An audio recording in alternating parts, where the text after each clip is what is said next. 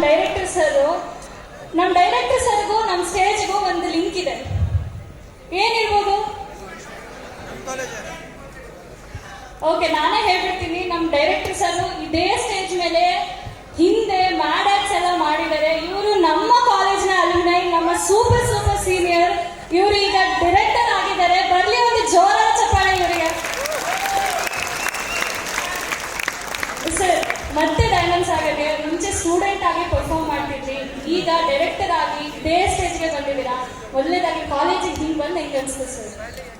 ತುಂಬ ಖುಷಿ ಆಗ್ತದೆ. ನಾನು 2013 ಪಾಸ್ ಆದರು. ಸೊ ಅವಾಗ ನಾವು ಇದೇ ಸ್ಟೇಜ್ ಮೇಲೆ ಮ್ಯಾರೇಜ್ ಮಾಡಿದ್ದು. ಈಗ ಆಮೇಲೆ ಕಾಲೇಜಲ್ಲಿ ಸ್ಟೂಡೆಂಟ್ ಆಫ್ ದ ಇಯರ್ ಈ ಆಲಿಯಾ ಭಟ್ಟೆಲ್ಲ ಲಾಂಚ್ ಆದಾಗ ನಾವು ಸ್ಟೂಡೆಂಟ್ಸ್ ಆಗಿದ್ದು. ಮತ್ತು ರಿತಿಕ್ ರೋಷನ್ ಫಿಶ್ 3 ಪ್ರಮೋಷನ್ಗೆ ಬಂದಿದ್ದು. ಈಗ ನನ್ನ ಮೂವಿಗೆ ಪ್ರಮೋಷನ್ಗೆ ಶಿವಮೊಗ್ಗ ಲಾಂಚ್ ಮಾಡೋಕ್ಕೆ ಬರ್ತಾಯಿದ್ದೀನಿ. ಸೊ ಸರ್ಕಲ್ ಅಂತ ಅನಿಸ್ತದೆ.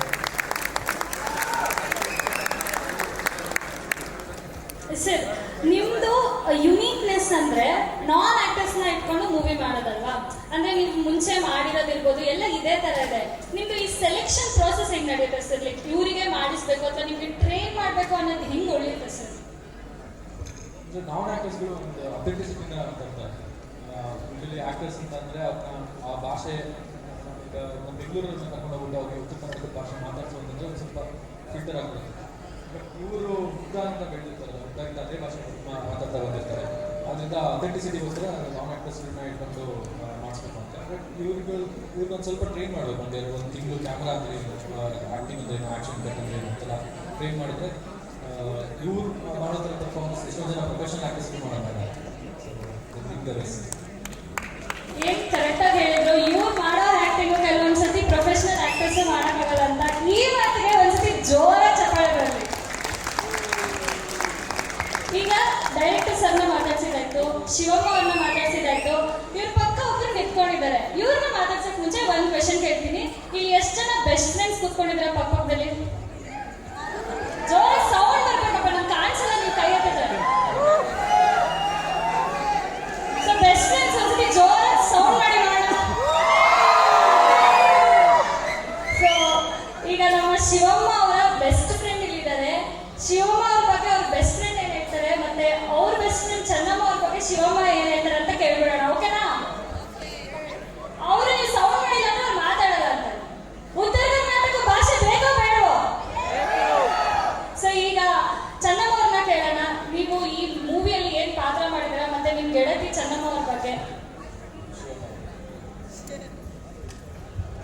ನಾವು ಸೋಮವಾರ ಗೆಳತಾರಿ ನಾವೆಲ್ಲ ಕೂಡಿ ಆಡಿ ಉಂಡು ಎಲ್ಲ ಹೊಡೆದಿವ್ರಿ. ಅದೊಂದ್ರಾಗೆಲ್ಲ ನಾವು ಇದ್ದೀವಿ.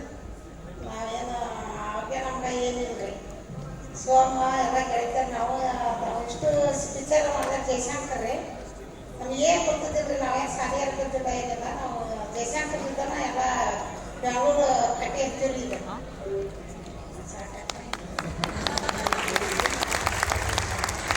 ಅಮ್ಮ, ನಿಮ್ ಗೆಳತಿ ಚೆನ್ನಮ್ಮ ಬಗ್ಗೆ ನೀವೇನ್ ಹೇಳ್ತೀರಮ್ಮ?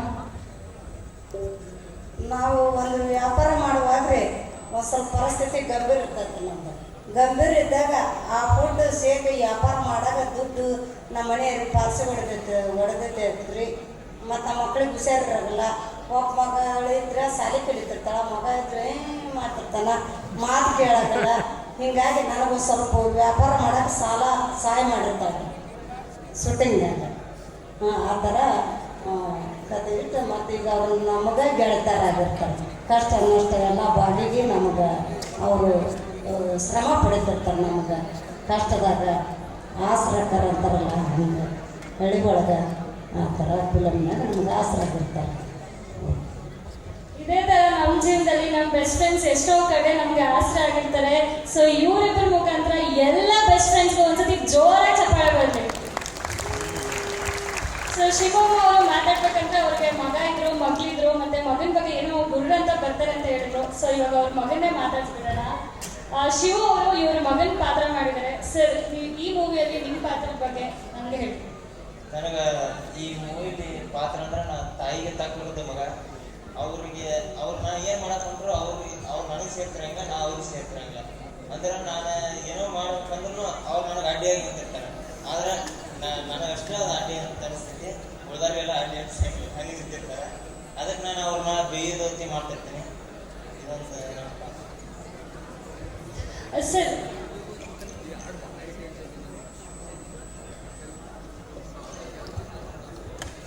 ಸರ್ ಇದು ಶಿವಮ್ಮ ಅನ್ನೋ ಚಿತ್ರ ಎಷ್ಟೊಂದು ಫಿಲ್ಮ್ ಫೆಸ್ಟಿವಲ್ಸ್ ಅಲ್ಲೆಲ್ಲ ಆಲ್ರೆಡಿ ಶೋ ಆಗಿದೆ. ಸೊ ಅಲ್ಲಿಂದ ರೆಸ್ಪಾನ್ಸ್ ಹೇಗಿತ್ತು ಸರ್? ಅಂದರೆ ಬೇರೆ ಬೇರೆ ದೇಶದಲ್ಲಿ ಇವರು ಅದನ್ನು ಬೇರೆ ಬೇರೆ ಥರ ಕನ್ಸ್ಯೂಮ್ ಮಾಡೋರು. ಈಗ ಈ ಬೂಸಾನಲ್ಲಿ ಸುಮಾರು ಜನಕ್ಕೆ ಇದು ರಿಲೇಟ್ ಆಯಿತು. ಅಂದರೆ ಅಲ್ಲೂ ಪರ್ಟಿಕ್ಯುಲರ್ ಮಾರ್ಕೆಟಿಂಗ್ ಕಂಪ್ನಿ ಮಾಡ್ತಾರೆ, ಮತ್ತು ಅಲ್ಲೂ ಸುಮಾರು ಹಳ್ಳಿಗಳು ನಮ್ಮ ನೋಡೋ ರೀತಿ ಬೇರೆ ಇದ್ದರು. ಅವ್ರಿಗೆ ಆ ಹ್ಯುಮ್ಯಾನಿಟಿ ಅನ್ನೋದು ತುಂಬ ಕನೆಕ್ಟ್ ಆಯಿತು. ಬಟ್ ಯುರೋಪಿಯನ್ಸು ಅವ್ರಿಗೆ ಒಂದು ಸ್ವಲ್ಪ ಇನ್ನು ಯಾವುದೋ ಬೇರೆ ಪ್ರಪಂಚ ಅನ್ನೋಂಥರ ನೋಡಿದ್ರು. ಅವ್ರು ಈ ಥರದ್ದೇನು ನೋಡಿರಲಿಲ್ಲ. ಅವರು ಒಬ್ಬರು ಮೇಲೆ ಬಂದು ಬೆಸ್ಟ್ ಕಾಸ್ಟ್ಯೂಮ್ ಡಿಸೈನ್ ಅಂತಂದು, ಅಂದರೆ ನಾವು ಕಾಸ್ಟ್ಯೂಮ್ ಡಿಸೈನ್ ಮಾಡಿಸಿರಲಿಲ್ಲ, ಇದು ಬಟ್ಟೆನೇ ಹಾಕಿದ್ರು. ಬಟ್ ಅವ್ರಿಗೆ ನಾವು ಈಗ ಡಿಸೈನ್ ಮಾಡ್ತಿದ್ದೀವಿ ಅಂತ ತಗೊಳ್ತಾರೆ. ಬಟ್ ಇರಾನಲ್ಲಿ ಈ ಥರದ ಸಿನಿಮಾಗಳು ಅಲ್ಲಿ ಹೆಚ್ಚಾಗಿ ಬರುತ್ತೆ. ಅದರಲ್ಲೂ ಅವ್ರಿಗೆ ಈ ಥರದ ಸಿನಿಮಾ ಇಂಡಿಯಾದಿಂದ ಕತೆ ಹೋಗಿರೋದು ಅವ್ರಿಗೆ ತುಂಬ ಇಷ್ಟ ಆಯಿತು. ಸೊ ಸರ್ ಹೇಳಿದ್ರು ಅವರು ಕಾಸ್ಟ್ಯೂಮ್ ಡಿಸೈನೇ ಮಾಡಿಲ್ಲ, ಆದರೂ ಕೂಡ ಬೆಸ್ಟ್ ಕಾಸ್ಟ್ಯೂಮ್ ಡಿಸೈನರ್ ಅಂತ ಬಂತು ಅಂತ. ಸೊ ಮತ್ತೆ ಪ್ರೂವ್ ಆಯಿತು ನಮ್ಮ ಹಳ್ಳಿ ಶೈಲಿ, ನಮ್ಮ ಸೀರೆನೇ ಯಾವಾಗಲೂ ನಮಗೆ ಬೆಸ್ಟ್ ಕಾಸ್ಟ್ಯೂಮ್ ಅಂತ.